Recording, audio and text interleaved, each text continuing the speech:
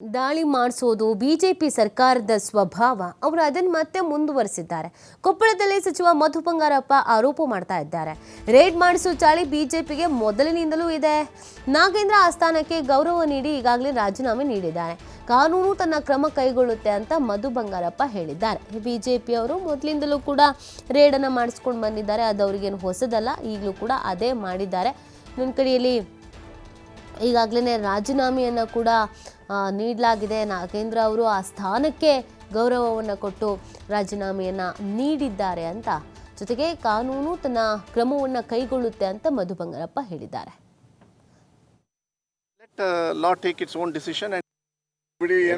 ಅದು ಆ ಬಿಜೆಪಿ ಗವರ್ಮೆಂಟಿನ ಸ್ವಭಾವ, ಅದನ್ನ ಕಂಟಿನ್ಯೂ ಮಾಡಿರ್ಬೋದು, ಇಲ್ಲ ಏನು ಕನೆಕ್ಟೆಡ್ ಗೊತ್ತಿಲ್ಲ. ಲಾ ಯಾವಾಗಲೂ will take its own action. ಅದು ಮಾಡ್ಕೊಳ್ಳಿ. ನನಗೆ ಆಕ್ಚುಲಿ ಮಾಹಿತಿ ಹೆಚ್ಚಿಲ್ಲ. ಅದನ್ನ ನಾನು ಏನು ಜಾಸ್ತಿ ತಿಳ್ಕೊಳ್ದೆ ಸುಮ್ಮನೆ ಹೇಳೋದು ಅಭ್ಯಾಸ ನನಗಂತೂ ಇಲ್ಲ. ಆದರೆ ಸ್ವಾಭಾವಿಕವಾಗಿ ನೋಡಿದಾಗ ಇಷ್ಟು ವರ್ಷ ಅವ್ರಿಗೆ ಆ ಚಟ ಇದೆ ಬಿಜೆಪಿ. ಆಯ್ತು, ಅಲ್ಲಿ ಹಗರಣ ಆಗಿದ್ರೆ ಈಗ ಅಲ್ಲ, ಒಂದು ನಿಮಿಷ. ಈಗ ನಾಗೇಂದ್ರ ರಿಸೈನ್ ಮಾಡಿದ್ದಾರೆ.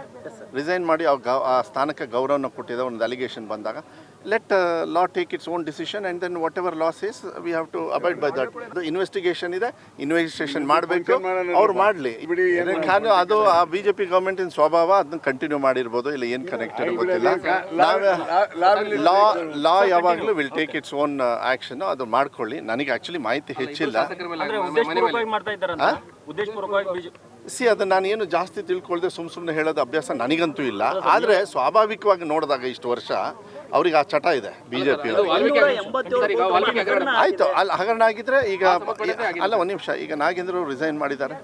ರಿಸೈನ್ ಮಾಡಿ ಆ ಸ್ಥಾನಕ್ಕೆ ಗೌರವನ ಕೊಟ್ಟಿದ್ದಾರೆ. ಒಂದು ಅಲಿಗೇಷನ್ ಬಂದಾಗ let law take its own decision and then whatever laws is we have to abide by that. Investigation ಇದೆ, ಇನ್ವೆಸ್ಟಿಗೇಷನ್ ಮಾಡಬೇಕು.